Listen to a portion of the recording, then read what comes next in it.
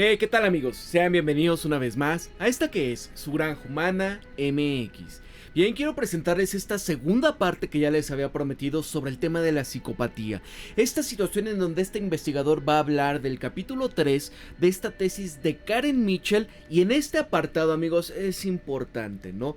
El tema de la investigación de los depredadores exitosos. Es decir, aquellos psicópatas que han logrado salirse de las cárceles, o más bien, no han terminado en una cárcel, sino que son estos psicópatas verdaderamente pesados. Personajes que han logrado llegar a la cima de las posiciones del gobierno, de instituciones importantes. Ustedes vean a Justin Trudeau, Emmanuel Macron y demás. Gente completamente deschavetada, loca. Ustedes se acuerdan cómo Emmanuel Macron incluso pasa una situación bastante pesadita, ¿no? En donde él incluso sale saltando ahora con el tema de los participantes, ¿no? De estos Juegos Olímpicos Paralímpicos, y donde dice el que no salte no es francés, ¿no? Pero al lado de gente que estaba dentro de estas filas, pues obviamente en héroes y demás, y es gente que no tiene la capacidad de empatizar con los demás. Es importante para que tú, cuando te topes con esta gente, puedas saber quién es y cuidado que no te vaya a envolver. Mira, ¿cómo podemos estudiar eficazmente a los psicópatas exitosos?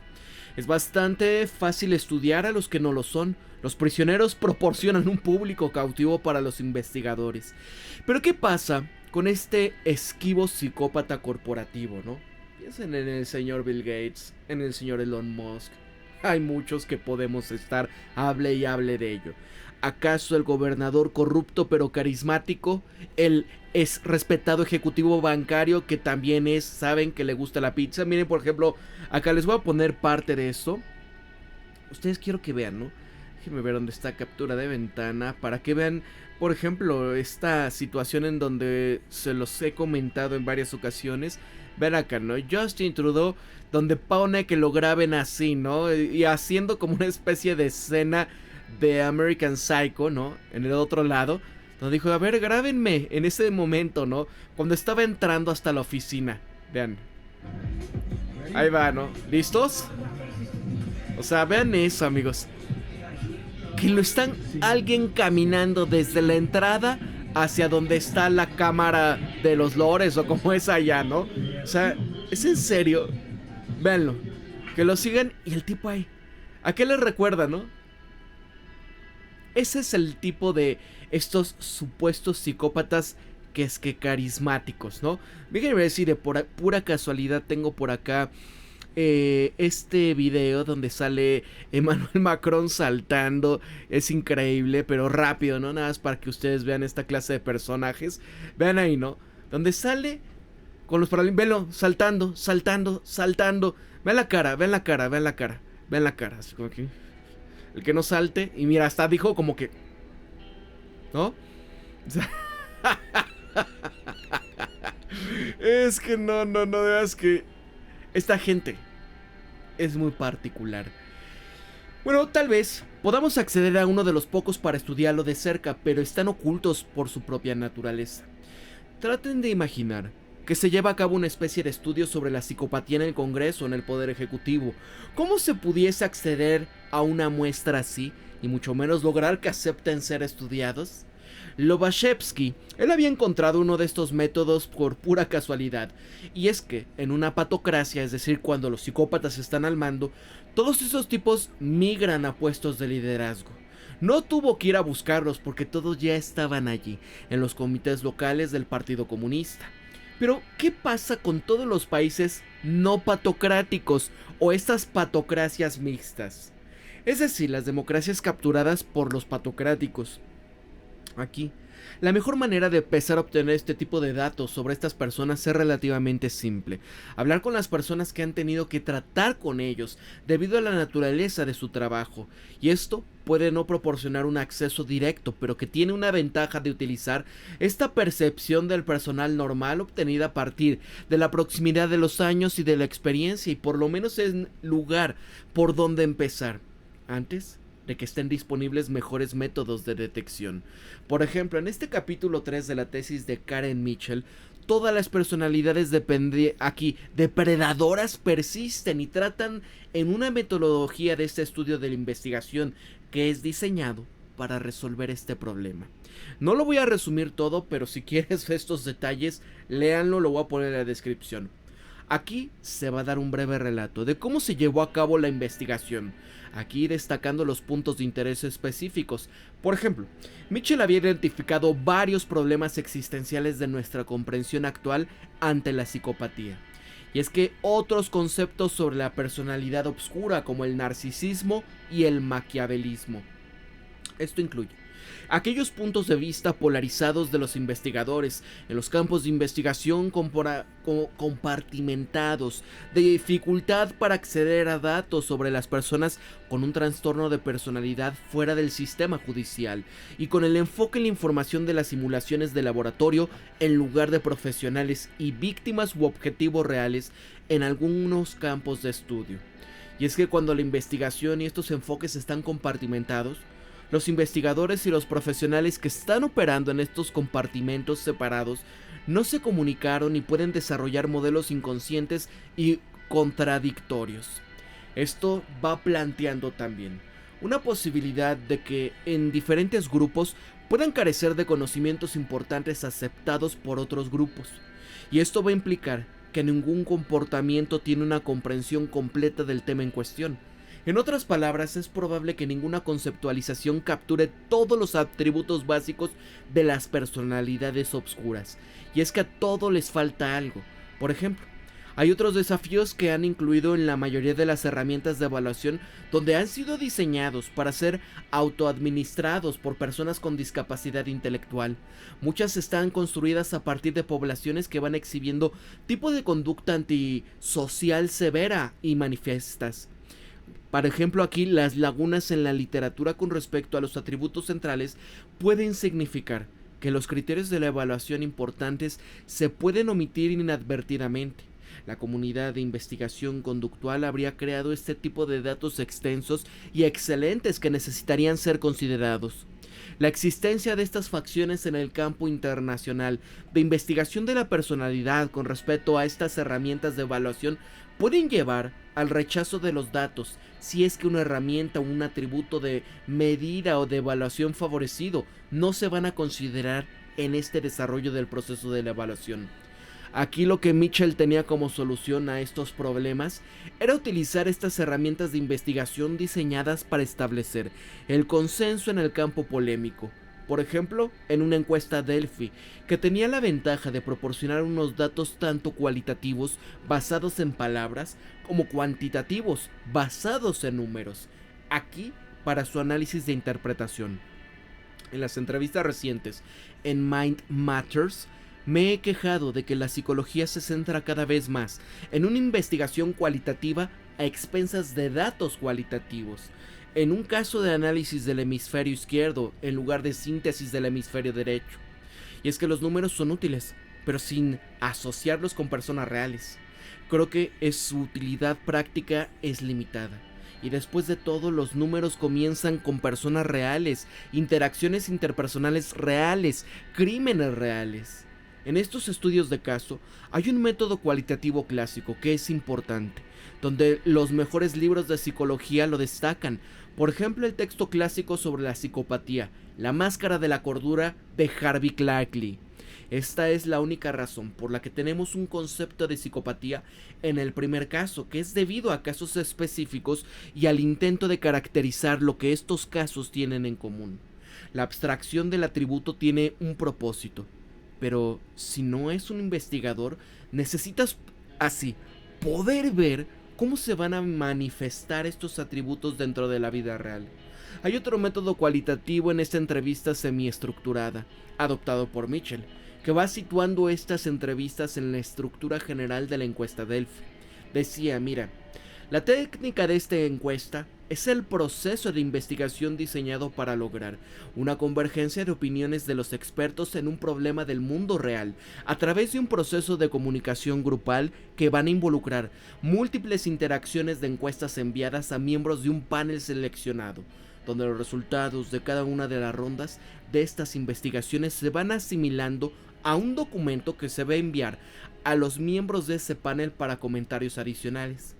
En ese método, de esta recopilación de datos se van utilizando a menudo cuando no se dispone de suficiente conocimiento sobre un problema o fenómeno, obligando a que surjan nuevas ideas sobre un tema, y al mismo tiempo le va a permitir capturar este conocimiento experiencial adquirido por los profesionales en el curso de ese trabajo, que no se había publicado ni se había verbalizado.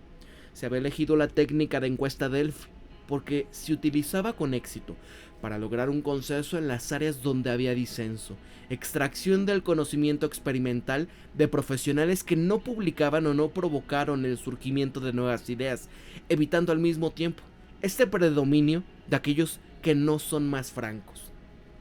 Y así, antes de la encuesta, Mitchell comenzaba a consolidar tipos de datos de herramientas de evaluación para las personalidades válidas. La totalidad de estas diversas conceptualizaciones de los trastornos de personalidad, por ejemplo, la tríada oscura, esta investigación conductual. Este proceso de investigación inicial dio como resultado las siguientes 13 características de un trastorno de personalidad como punto de partida. Y pongan atención: deseo de control, poder y dominio. 2. Personalidades convincentes. Aquí es una fachada de autenticidad. Prepara a los demás para poder creer que son afectuosos, considerados y de alguna manera normales. Adaptación de estilo de vida, opción de vida, como una cubierta para la identidad, como ir a la iglesia, ser hombre de familia. Eso va a cambiar la personalidad, es decir, la llamada la máscara de la cordura. 3. Deshonestidad, engaño y duplicidad. Aquí minimiza, niega, culpa y disminuye, miente con convicción y de manera convincente. ¿Se acuerdan de Justin Trudeau cómo es? 4. Manipulador, tortuoso, explotador y calculador. Hace creer a los demás que la víctima es la culpable. Involucra a otros para poder así que dañen involuntariamente a las víctimas en su nombre. Infringe leyes, códigos, acuerdos, reglas y acuerdos contractuales, ¿no? Es esto de la terciarización para que ataquen a otras personas. Tú no hiciste nada. Es este tema de hacer el gaslighting. Oye, te equivocas, ¿no? Negando y haciendo estas cosas para que esta persona dude de su cordura. Empieza a crear leyes para que vayan en contra de esta persona. Ese es el manipulador. Intimidante, agresivo y dañino. El daño puede ser físico, emocional, psicológico, financiero, sexual, profesional, social y o al sentido de sí mismo. Uso de la intimidación, la mirada reptil, castigo, amenazas, violencia coercitiva, acoso, sadismo, alegría al infringir daño a otros, el egoísmo patológico controlado de Lobachevsky. El siguiente es sin remordimiento, porque nunca genuinamente se disculpa. Siguiente. Carece de profundidad emocional y percepción emocional. Es alguien que tiene afecto superficial. Aprende a responder a situaciones emocionales de los demás, pero no está seguro de cómo reaccionaría a la información emotiva. Observa el lenguaje corporal de los demás para poder aprender a responder a situaciones emocionales. Uso exagerado del lenguaje corporal para tratar de indicar emociones, ¿no? Tú te das cuenta, cuando alguien se esfuerza demasiado para aparentar ser algo, es que mira qué empático, hay algo ahí que ya te indica que no. Siguiente, superioridad y enfoque del ego. Se respalda a sí mismo, son condescendientes, son presumidos, les gusta jugar con otros para demostrar su superioridad o molestarlos. Sus necesidades son lo primero. Castigan a quienes desafían su enfoque o decisiones y no responden a las necesidades de los demás si es que hay un conflicto con su propia necesidad, incluso con miembros de la familia. Es importante. Siguiente. Falta de límites sexuales. Su vida sexual impersonal, trivial o poco integrada. Infidelidades, relaciones casuales múltiples, promiscuidad sexual, explotación de otros en estos contextos sociales de corto plazo, robo de personas que ya tienen relaciones, voyeurismo, uso de sexualidad como arma manipuladora durante juegos y para alcanzar objetivos, sexo coercitivo, ya saben, situaciones de la pizza y situaciones entre la familia, sadismo sexual, esto. Siguiente. Es insensible, cauteloso y desinteresado. porque carecen de empatía, son negligentes y perjudiciales, tienen poca consideración por los demás, desprecia por el principio de la reciprocidad, desconfianza en los demás. Siguiente, carece de miedo y ansiedad, sin reservas, sin nerviosismo, anormalmente dispuestos a involucrarse en actos y acciones que impliquen riesgos. Siguiente, depredadores. Buscan vulnerabilidades en los individuos, en comunidades, en grupos y organizaciones. Van persiguiendo a personas que son vulnerables con intensidad y aparente positividad. Mantienen la intensidad del contacto visual. Prodiga comentarios positivos y halagados. Siguiente. Persiguen objetivos de manera extrema. Continúan donde otros lo consideran inviable y pueden sentirse avergonzados de hacerlo porque emplean este tipo de estrategias irrazonables sin descanso. Bueno, Mitchell también formulaba preguntas abiertas a un pequeño grupo de participantes potenciales en la entrevista inicial. Les pedía que enumeraran lo que consideraban los atributos o comportamientos centrales de los DP, ¿no? Sin referencia a modelos o herramientas existentes. Y así explicaba, por ejemplo, al menos 8 de las características anteriores, y utilizaba todos este tipo de datos iniciales para poder crear un cuestionario de la encuesta que se enviaría a todos los participantes de Delphi. Las respuestas en esa encuesta se iban analizando luego, tras lo cual se iban a realizar entrevistas semiestructuradas de seguimiento del subconjunto más pequeño de un grupo encuestado. Luego analizaban este tipo de datos para poder actualizar y revisar los resultados existentes. Finalmente daba como resultado un modelo de personalidad depredadora persistente. Mitchell decidió que no podía incluir a psicópatas ni a sus familiares, amigos o asociados cercanos debido a la capacidad de estas personas con trastorno de personalidad manipuladora de la percepción de los demás, incluido de las personas cercanas, para que se consideraran normales y bien intencionadas. En cambio, solamente se centraba en 4 grupos de expertos, investigadores y profesionales en el ámbito forense y no forense, cada uno de los cuales tenía menos de 5 años de experiencia personal en trato con personas con trastorno de personalidad. Analizaron las ideas de este tipo de grupos tan divergentes que tenían la ventaja de exponer potencialmente estas similitudes y diferencias en la comprensión de los investigadores y los profesionales. Y mira lo que dice.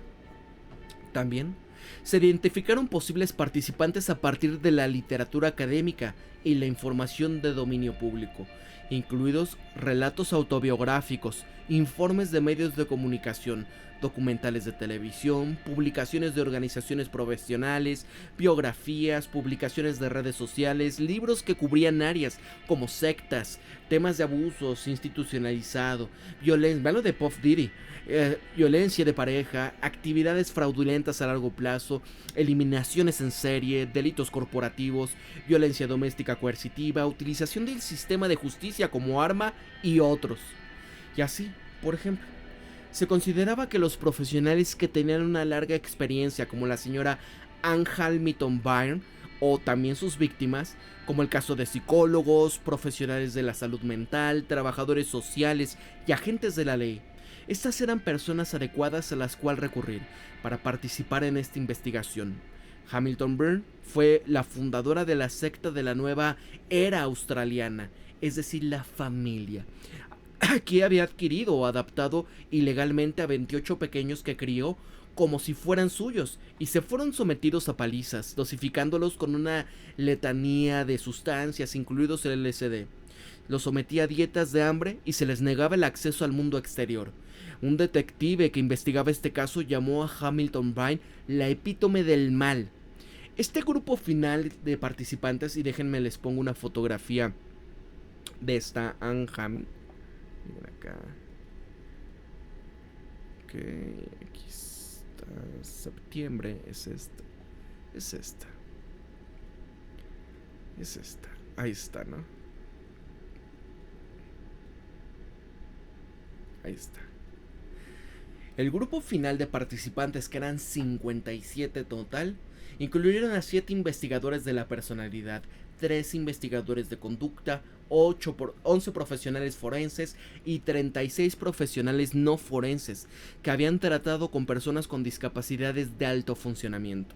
Y es que alrededor de la mitad de todos ellos tenían experiencias previas en la administración de diversas herramientas de evaluación existentes para personas con discapacidades. Y así, este último grupo, los 36, los que eran profesionales no forenses, estaban sobrerepresentados en todos los modelos de investigación existentes, y a esto Mitchell decidió darle más peso en su muestra. Incluyeron a 15 psicólogos, psiquiatras, trabajadores sociales y lobistas que se ocupan de sectas, temas de abusos, violencia de pareja. 11 profesionales de cuello blanco, por ejemplo los ejecutivos, gerentes, psicólogos organizacionales y 11 profesionales comunitarios, por ejemplo religión, sistema de justicia, medicina y educación. Las respuestas confirmaban que había desacuerdos entre estos grupos y que el consenso sobre algunos atributos sería poco probable. Aquellos que investigaron y trabajaron en el campo de las personas con discapacidad diferían considerablemente en algunas cuestiones, y esto era de esperarse. Sin embargo, el objetivo principal era identificar estas áreas de la discordia, así como posibles perspectivas que faltaban en los enfoques estándar, y esto también se encontró. Mitchell realizaba un análisis inicial de los datos de la primera encuesta, donde surgieron 3 temas de alto nivel. Aquí, por ejemplo, algunas agrupaciones de datos eran claramente atributos. Para los fines de este estudio, un atributo se definió como la casualidad característica considerada, como la característica o la parte inherente de alguien. Y es que con la base en esta información de la investigación, también hubo agrupaciones de datos que no se ajustaban más bien a la definición. Algunas agrupaciones parecían representar estrategias o técnicas que iban utilizando estas personas con trastorno de personalidad para dañar, para atacar o para evitar la exposición y lograr otro tipo de objetivos. Otras agrupaciones de datos representaban comportamientos que eran contradictorios o indicaban que los participantes de la investigación habían experimentado, observado o escuchado informes de comportamientos que eran opuestos, por ejemplo, como impulsivos en contra de considerado y calculado. Y así, en el segundo paso del análisis se empezaron a agrupar las palabras, las frases sinónimas para ir identificando los temas. Y esto nuevamente produjo 3 tipos de grupos de agrupaciones de alto nivel. Luego se empezó a desarrollar el modelo preliminar que se basaba en la reducción de términos y se envió a un subgrupo de participantes con entrevistas semiestructuradas posteriores a la encuesta. Este grupo iba incluyendo a un perfilador del FBI, un profesional de la salud mental forense, un psicólogo clínico con un experto en violencia en parejas, un trabajador social, un académico de investigación, un especialista médico, un ejecutivo que supervisaba las denuncias de abusos de pequeños en Iglesia Católica y el director ejecutivo de la organización benéfica. Cada participante de esta investigación había comprendido y apoyado fácilmente esta estructura de 3 partes. Luego se utilizaron los comentarios de las entrevistas para poder refinar el modelo. Los hallazgos reales se abordarán en el capítulo 4, si es que permaneces atento, porque será la siguiente. Y miren, vamos para allá, amigos. Psicología y hiponeurología. Miren acá. Dame tantito. Ok, aquí está.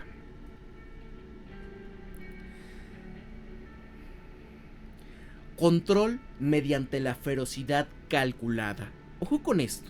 Es el capítulo 4 de esta Karen Mitchell. Y vaya que está bastante interesante, amigos. Miren acá. Es verdaderamente aterrador enfrentarse a ellos. También te aísla. Además es muy difícil de describir.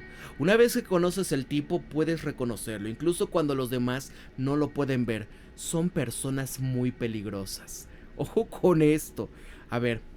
Ahora todos estábamos esperando el capítulo 4 de la tesis de Karen Mitchell, donde se resume ahora sí el resultado del estudio. Es enumerado cada uno de los atributos básicos de la personalidad depredadora persistente, y estas son las citas de sus diversos participantes. Pero primero, un punto importante. Los datos indican que todos los adultos con este trastorno de personalidad persistente son igualmente explotadores, peligrosos, manipuladores y egocéntricos. Es más, vamos a cambiar aquí una de estas fotos y vamos a poner septiembre. ¿Quién de estos parece así? Ven acá.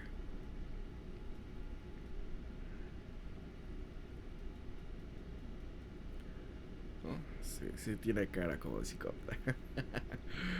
Miren acá. Aquí, en otras palabras, no es que los depredadores no estén encarcelados o simplemente sean un poco psicópatas, no. Son así de completos. Solamente se diferencian en otros aspectos. Y es que vean, en estos datos han indicado que estas personas con este trastorno de personalidad que permanecen fuera de prisión tienen más probabilidades de ser de tener mayor inteligencia y estatus socioeconómico. Tienen una mejor capacidad de controlar sus impulsos, son más hábiles para empezar a crear fachadas convincentes. Llevan una doble vida cuyo lado oscuro la mayoría de las personas no pueden o no quieren ver, incluso cuando pueden haber indicadores sutiles o incluso obvios. Estos datos también van a indicar que las personas con este trastorno de mayor funcionamiento se van a involucrar de manera más afectiva en tácticas deshonestas que van a evitar la exposición y la rendición de cuentas. Son mejores a la hora de preparar o manipular a otros para poder apoyar, para que los apoyen. Tienen más probabilidad de hacer daño utilizando métodos que son sutiles, continuos y no dejan evidencia, lo que resulta ya en una tortura emocional y mental que sus objetivos o sus víctimas luchan por contar a los demás.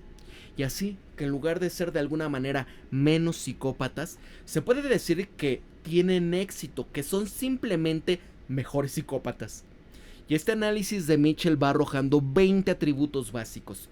Ella sostiene que dentro de los 20 son comunes a todas las PPP, ¿no? De la psicopatía, el narcisismo y todo esto. Ahora, se diferencian entre las 3 P's individuales solo en la manifestación conductual específica, que depende del contexto y de la oportunidad, de las circunstancias personales y de las preferencias personales. Por ejemplo, unos de las 3 PPP encarcelado puede no ser capaz de manifestar venganza en el grado en lo que lo haría fuera de prisión. Y además, si bien estos resultados indican que todas las personas con discapacidad violan leyes, regulaciones y acuerdos, así como códigos sociales y morales, los datos también mostraron que si alguien con discapacidad tiene este estatus socioeconómico más alto, es menos probable que manifieste este atributo, puesto que puede pagar o sobornar a otras personas para que violen leyes y regulaciones en su nombre. Y como se señalaba en el artículo anterior, fueron 25 tácticas comunes, así como un puñado de diferenciadores, es decir, capacidades y valores únicos y a veces contradictorios. En esto, Mitchell hace lo que consideraba una idea revolucionaria, donde los datos han indicado que los investigadores habían desarrollado ya 9 iteraciones de la DP basados en este tipo de diferenciadores en lugar de centrarse en la refinar nuestra comprensión de un atributo compartido, que en otras palabras, muchas de nuestras percepciones actuales de la personalidad oscura probablemente sean solamente descripciones del subconjunto del triple P, con diferenciador común o conjunto de diferenciadores. Los investigadores que presentaban este tipo de modelos confunden una característica secundaria con un atributo esencial. Por ejemplo, un investigador pudiese decir que los psicópatas por definición tienen un bajo control de los impulsos, cuando en realidad pueden tener un control de sus impulsos bajo o alto y al mismo tiempo compartir un conjunto común de atributos básicos. Y así que antes de analizar los 20 atributos, Mitchell había incluido una sección en la que describía el núcleo oscuro, y acá de este PPP, su obscuridad profunda e inaceptable, como ella misma lo expresa, donde todas las personas con esta disfunción de personalidad son profundamente malévolos y peligrosos.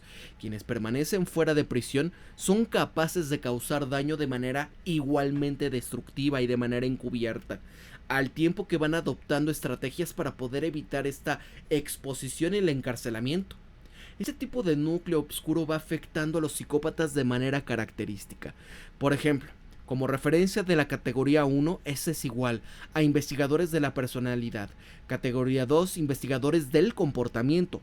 Categoría 3, expertos forenses. Categoría 4I, profesionales no forenses. Categoría 4II, profesionales corporativos no forenses. Y categoría 4AAA, profesionales comunitarios no forenses.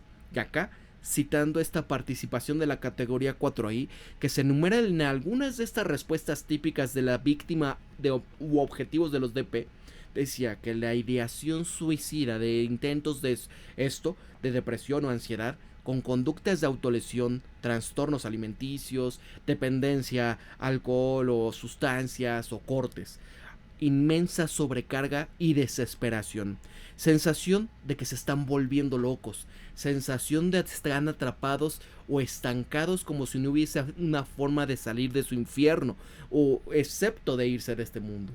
La pérdida de la capacidad de trabajar, dificultades para asistir a la escuela, de relaciones tensas, y esto es crucial porque las víctimas a menudo no saben a quién recurrir para obtener validación y apoyo.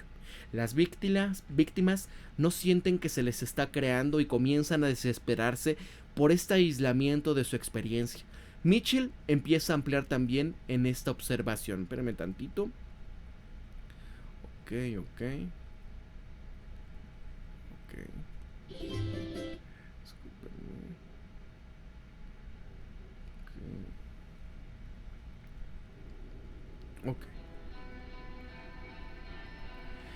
Mira, esto es lo que dice Mitchell en la observación. Los resultados mostraban que las personas que no habían sido blanco de personas con discapacidad o sus víctimas objetivo o que no trabajaban extensamente con ellas, encontraban difícil comprender, creer y aceptar estas complejas maniobras y obscuras motivaciones de las personas con la discapacidad. En los hallazgos también indicaban que las motivaciones de la gente con este trastorno de personalidad son profundamente diferentes al resto de la población, que resulta difícil para quienes no han sido objeto de estas amenazas, incluidos muchos profesionales de salud mental, aceptar la profundidad de esta obscuridad, de los atributos y manifestaciones conductuales que van surgiendo en este núcleo oscuro. Lobachevsky, él se refería a esta ceguera de dos maneras. Primero, como un producto de la visión psicológica común del mundo, que podía manifestarse en interpretaciones optimistas como debe de haber tenido una infancia muy mala, o debe de haber sufrido mucho debajo de toda esta agresividad. Sé que en su interior hay una persona que solamente quiere ser amada, o incluso con la idea de que no había hecho nada mal. Y en segundo lugar, llamaba este fenómeno el primer criterio de ponerogénesis. El mal se propaga cuando la gente no puede identificarlo por lo que es. Y así, ante nuestra falta de familiaridad con la malevolencia, combinada con la habilidad para poder evitar la transparencia, puede hacer que malinterpretemos estas acciones. Por ejemplo, pongan atención, muchos actos pequeños que en un conjunto ocurre como tortura pueden parecerle a un extraño como un comportamiento aislado, inofensivo cuando se cuenta a otros. Pero la gente piensa que son exóticos y complejos, pero en realidad son simples y peligrosos. La gente normal no entiende cómo este tipo de personas contaminan el mundo que les rodea. Esto dice la categoría 4AA. La categoría 4AAA dice: supongo que ponen de relieve cómo el rostro del mal es tan benigno. Vean este otro. Estos elementos clave evidentes de las citas incluyen la dificultad para aquellos que no han sido objeto de alguien con este trastorno de personalidad, de poder comprender y aceptar la naturaleza extrema del daño que van causando cuando no es físico, conceptos erróneos sobre la verdadera naturaleza de estas personas con DP, una renuencia a aceptar que alguien que conocen pueda tener motivaciones tan malévolas, y donde la mayoría de las personas pasan por alto las señales de los objetivos o sus víctimas, cuando reconocen que indican que son personas con disfunción de la personalidad. Muchas personas no quieren creer que las motivaciones de estas personas porque son demasiado terribles para pensar en esto. Y hay varios participantes que han discutido la dificultad de creer en los objetivos y sus víctimas, porque la naturaleza de este daño era tan extremadamente inhumana. Una respuesta más básica a la malevolencia psicopática es simplemente el miedo. Mitchell dedica una sección a esta respuesta, porque los profesionales expertos, 72% informaron haber sentido miedo de la presencia de una persona con trastorno de personalidad. Imagínense a Victoria Nuland, amigos. 74% informó haber sentido lo mismo cuando no estaban en su presencia. Y en cambio, solo 40% de los investigadores experimentaron este miedo en presencia de una persona con trastorno de personalidad. 20% no estaban en su presencia. Y al menos un investigador de estudio informaba que nunca, hasta donde sabía, había estado en presencia física de una persona con trastorno de personalidad. Los temores específicos iban desde la preocupación de que esta persona arruinaría su carrera, los iba a calumniar, los iba a atacar físicamente, destruiría su propiedad, sabotearía sus relaciones, les arruinaría económicamente, etc. Como lo dijo un participante de la 4 AAA, todo es posible con forma de venganza. Otro lo describía así: mira, creo que la sensación de superioridad y amenaza silenciosa ha dado lugar a este miedo. La diversión en sus ojos, casi se puede oír pensamientos siniestros a través del silencio. Crean una sensación de aprehensión de que estas personas van a ir acumulando la venganza para poder ejecutarla en una fecha posterior. Y así, el tema más mencionado de la encuesta Delphi y de los seguimientos fue, con diferencia, peligroso y dañino, donde había 1.170 menciones. Sin embargo, como señalaba Mitchell, no se trata de un atributo sino de un resultado. Y el segundo tema más popular y el atributo mejor valorado fue impulsado por el control, el poder y el dominio, con 654 menciones. Esto también fueron los dos temas mejor valorados cuando se preguntaba a los participantes qué tipo de atributo iba impulsando a la mayoría de las conductas del trastorno de personalidad. Así que, si quisiéramos resumirlo en otras palabras más breves posibles, pudiésemos decir que son personas peligrosas y dañinas, impulsadas por el control, el poder y el dominio. Este modelo, que surgió de un análisis temático de la personalidad depredadora persistente, Mitchell justificaba el nombre de esta manera: persistente, porque esta disfunción de la personalidad no puede curarse. Su sentido de superioridad les impide creer siquiera que hay algo malo en ellos. El depredador, porque como los animales depredadores son muy diferentes a la mayoría de los demás seres humanos, buscan a los vulnerables, los debilitan, los aíslan y utilizan su dolor o malestar para entretenerse, a menudo lastimándolos o destruyéndolos, mientras permanecen ocultos y se mimetizan con el entorno cuando pueden. Y personalidad, porque el modelo describe un conjunto discernible de atributos. Amigos, antes de proseguir, quiero que piensen, por ejemplo, todo esto que ha hecho Estados Unidos con Ucrania. ¿Quién es quien está interviniendo? Pero ¿quién le dijo? Peléate.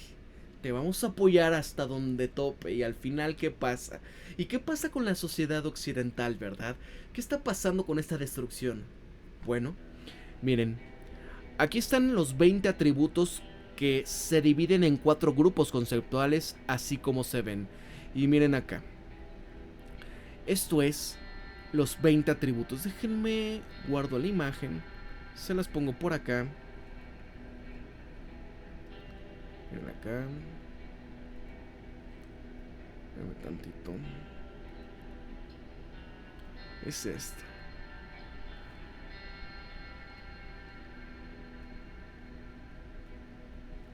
Miren esto, ¿no? La agenda que los maneja. Una situación de seguir el control, el poder y la dominación. Se autoperciben con superioridad y que son especiales, que lo merecen todo. 3. Son patológicos, explosivos con respuestas que están comprometidas para poder desafiar. Son vengativos, no se comprometen con nada. El segundo grupo, están motivados y operados de manera diferente y obscura. Los depredadores, incluidos los explotadores, sádicos y crueles, tienen un bajo importancia por las leyes, las regulaciones, los acuerdos y también como códigos morales. 9. Estas situaciones donde no tienen este tipo de ataduras de las relaciones o el tema sexual. No puedes racionalizar las expectativas de los demás, es decir, no pueden tener empatía. Grupo 3. La verdad no es fácil de distinguir o creer. 11. Activamente tienen la fachada de alguien normal, ¿no? En situaciones cualitativas, camaleónicos, deshonestos. Ellos son manipuladores y desviados, incluyendo en el tema calculador. Se involucran conscientemente para poder estar, pues desviando a los demás, ¿no? Malorientándolos. Son cómplices de otros inadvertidamente, ¿no? Y aquí es el superpoder de la situación de P. No se comprometen a aceptar las responsabilidades de los impactos negativos que ellos causan. 4. No experimentan sentimientos de la misma manera que otros.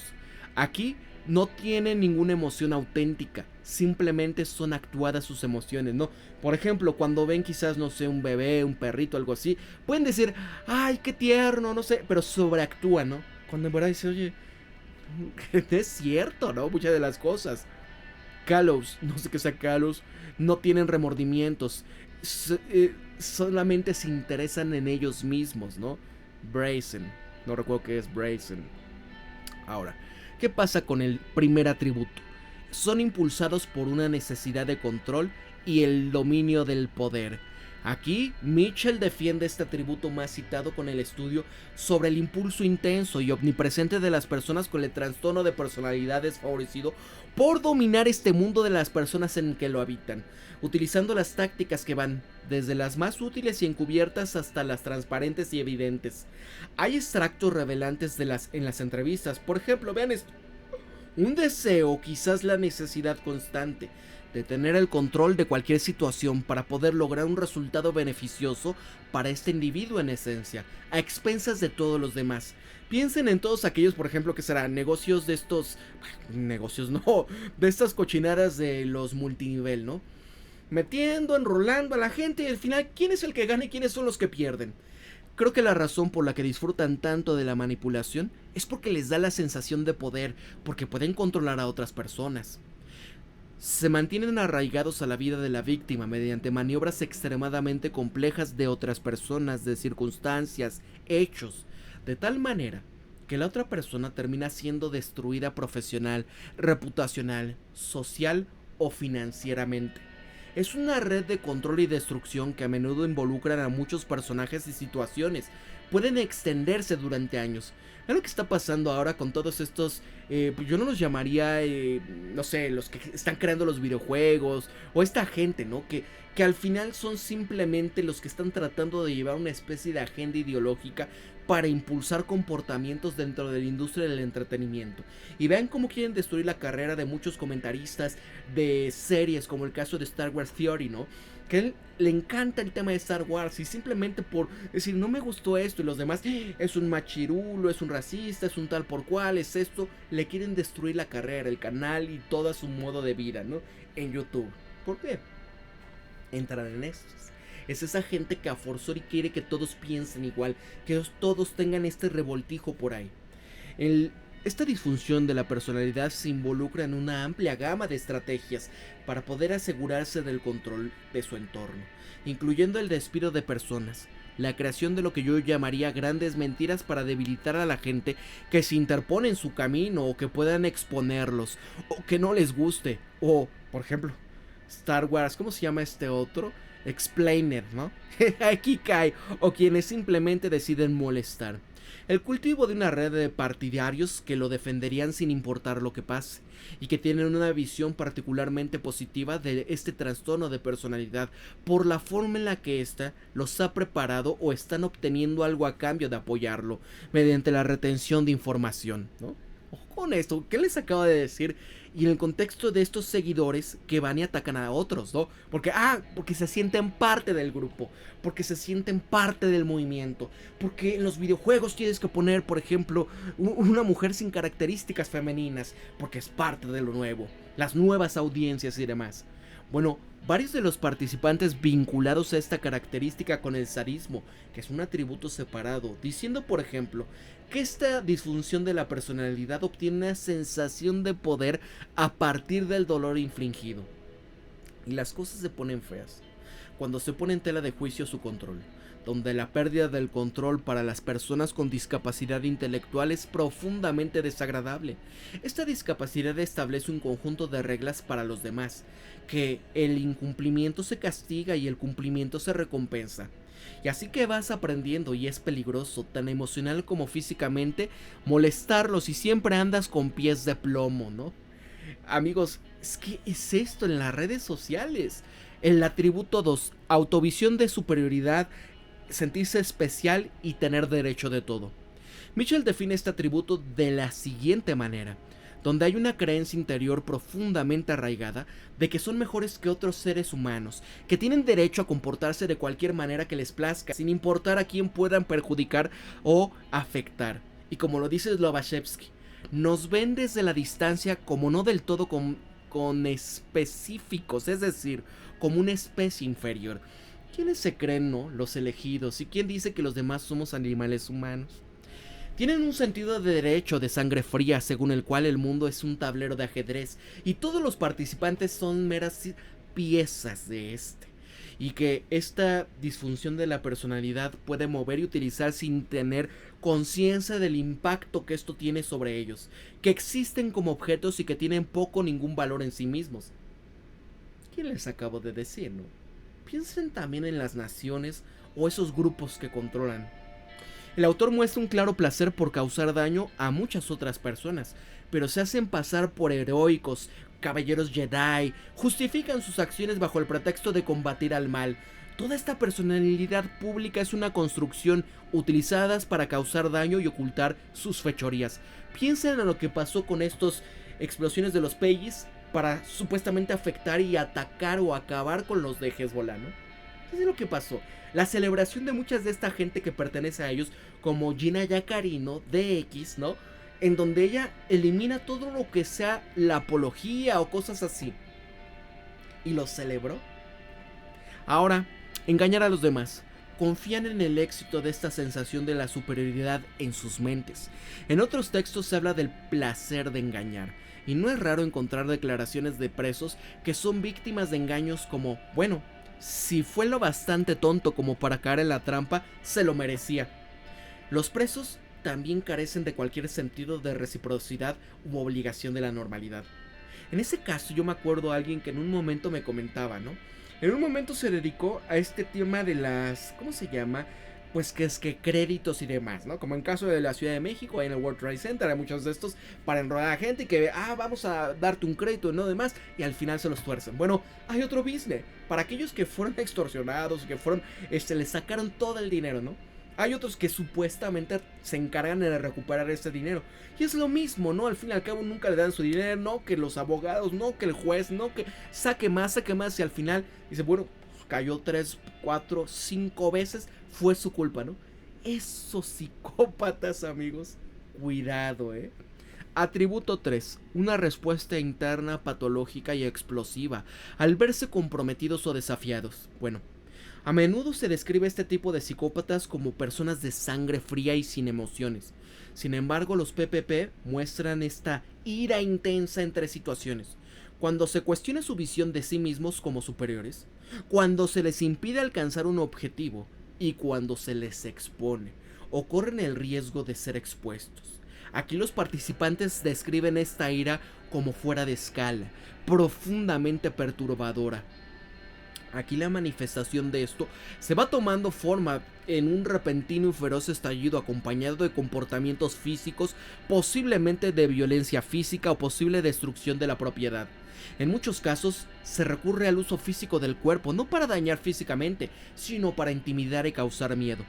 Los hallazgos indicaban que esto pudiese incluir pararse sobre alguien, entrar en el espacio corporal del objetivo de la víctima, acercar su rostro al rostro de la otra víctima o hacer algún gesto del dedo hacia el pecho de la persona.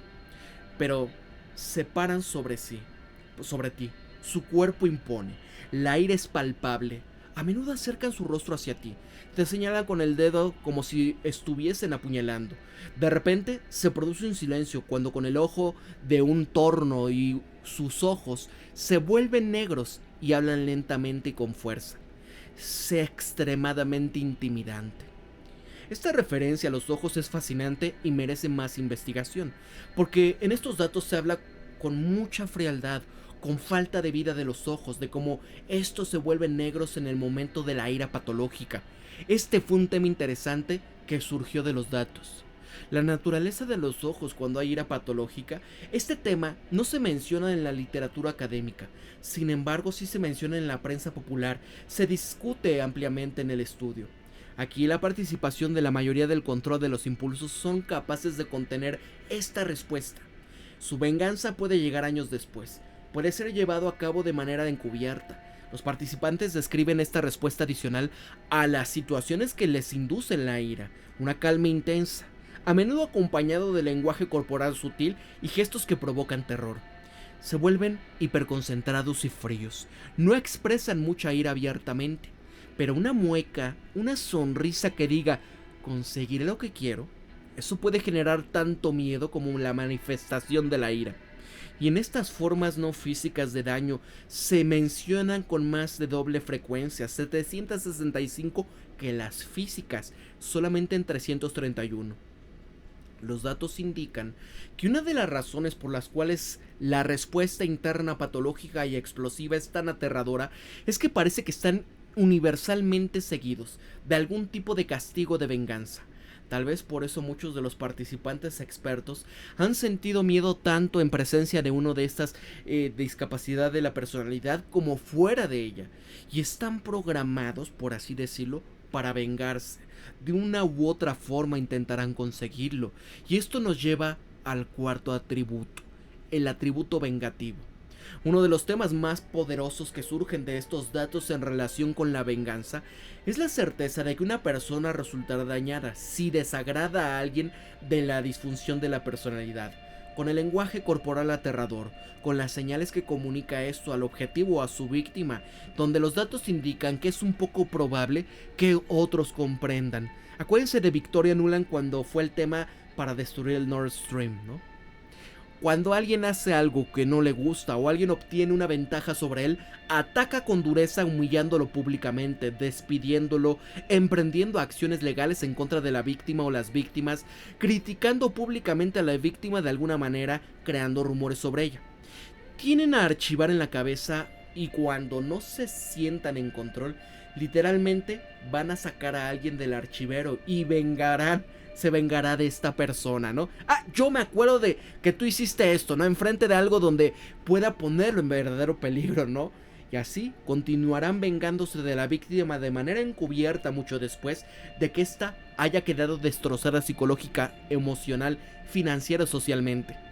Y en este control coercitivo, los perpetradores pueden dar señales sutiles de sus víctimas de que están enojados y que les van a castigar.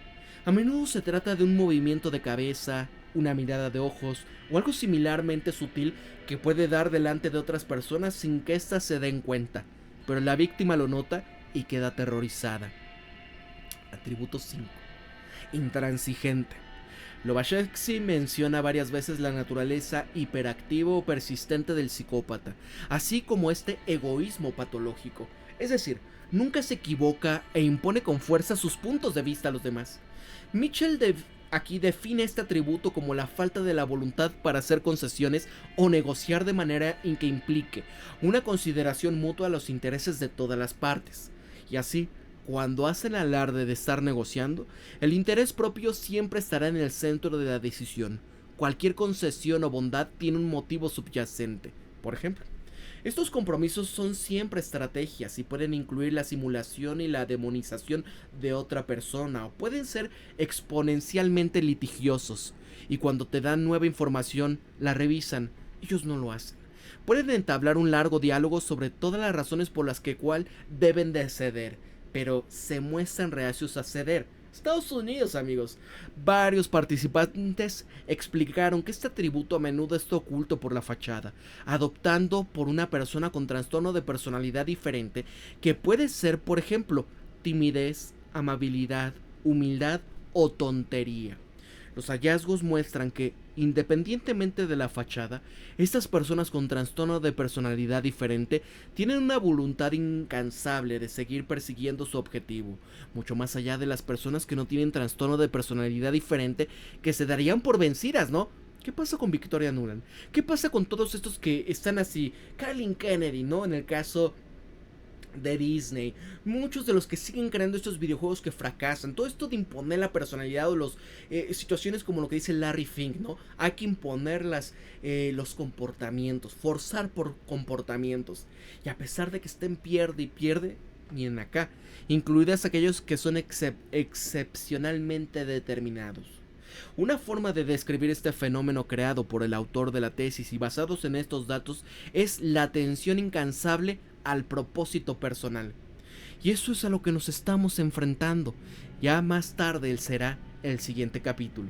Y para la Granja Humana MX se despide Pablo. Si ustedes quieren, así como muchos me pidieron esta segunda parte, la tercera, si ustedes me lo piden, si ustedes en verdad escriben alguna experiencia que hayan tenido con algunos de estos rasgos, o incluso la tuya misma, ¿no? Porque al fin y al cabo esto son algunas características que no porque compartas ciertos rasgos quiere decir que tú seas un psicópata o que tengas este tipo de personalidad con discapacidad, ¿no? De personalidad.